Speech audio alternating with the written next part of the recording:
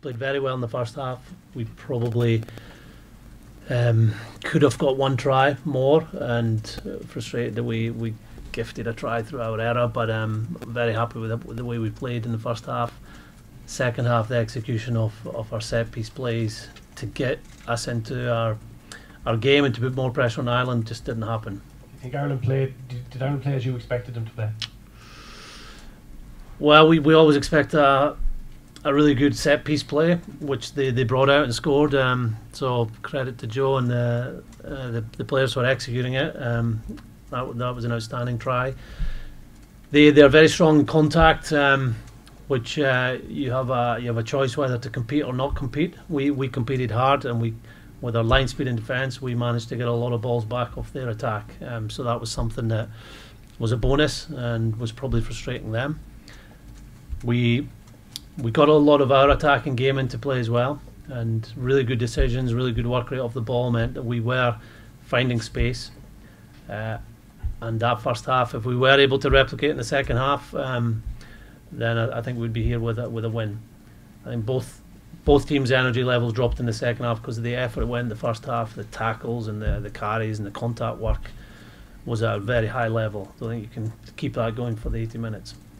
Gregor, you said in Dublin last March that you felt Scotland were perhaps 3 to 4 years behind Ireland in terms of the team's progression. Did you see anything today to think you've narrowed that gap? Probably what I meant with that was the experience of the players and the experience that they'd gone through, whether it was World Cups together and Six Nations. I was hoping that it wouldn't be 3 or 4 years of our development as a team. And that's one more experience today. I really I'm so proud of the players today with the way they played, the effort they put in. A game of rugby is a lot of things. It's the defence battle that you have to do, the contact battle, the kicking game now is so important, and the pressure we put on Ireland's kicks and what we do with kick return ball. I thought we won those battles. Our contact work against a very good defence, a defence that will look to hold you up in the tackle, rip the ball or compete for the ball was outstanding today. Just that final piece, the execution of set piece, which has been really good. That fell off the jigsaw today, and that's my fault. I'm the attack coach, and we weren't able to get those 2 or 3 phases, either to get behind the defence in the 2 or 3 phases or set up our attack shape, which was working well in the first half. How's Hoggy, and did you have any issue with how he sustained the injury? He's sore. He's very sore. Obviously, he wanted to stay on, but his shoulder was not right.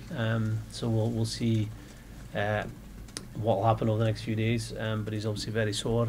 It was disappointing. He chipped ahead and he got sandwiched between 2 players. These things happen quickly, but there was a collision there that forced him to fly over and land on the point of his shoulder. And it was a big moment in the game. I think we conceded the try a minute after that, and obviously lost one of our best players.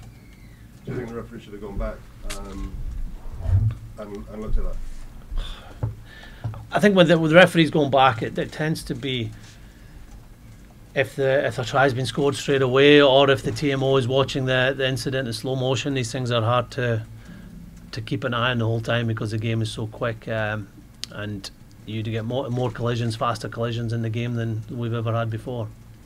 Greg criticising the referee kind of on the pitch straight away has maybe raised a few eyebrows. You understand why he did it? Do you kind of endorse the way he went about it?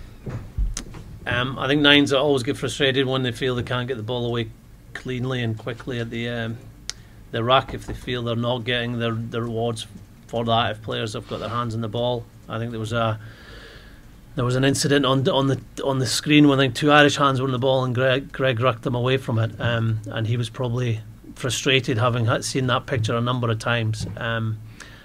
So yeah, you can understand his frustration, but it's a tough game to referee. Roman is an outstanding referee, and today was a proper test match with teams, the way they defend and how they compete hard at the breakdown. It is difficult for referees to manage. Plenty to take forward into Paris in 2 weeks' time, and a chance to get one of those away wins that everyone's been asking you about. Absolutely, it's going to be a huge challenge in Paris. We've not won there for 20 years. In France, The way they played in the first half against Wales showed what a quality team they are. But I believe in our squad. I believe that the way we play will put pressure on any team, whether we're playing home or away. And we'll take a lot of confidence on how we defended, the effort we put into the game, how we attacked against an excellent defence. But we have to be accurate, and that'll be the big focus for us over the next 2 weeks. Accurate at set piece and set piece plays. One more question for me, please. It's kind of a follow-up to the question Mark answered earlier on. Do you feel you've narrowed the gap on Ireland? Well, I think all the teams in in this tournament and in the top 10 in the world are competitive. We're ranked 7th in the world, and Ireland are ranked 2nd. And last year we created opportunities in the first half to score. Today I felt that was a really competitive test match. There wasn't much between both teams for the first half. I think we had more of the game. In the second half, we're disappointed that we weren't accurate enough to put more pressure on Ireland. They're a quality side. They stuck to their game, even though we were forcing errors. They obviously had to deal with a couple of injuries as well. And despite the fact that both teams' energy levels did go down in the second half, they were more accurate than us, and that's how they got the win. Can we just be like Wilson didn't come back out? Yeah, knee injury. Yeah, I think we missed Ryan's influence in the second half. I thought he was outstanding. What he does for the team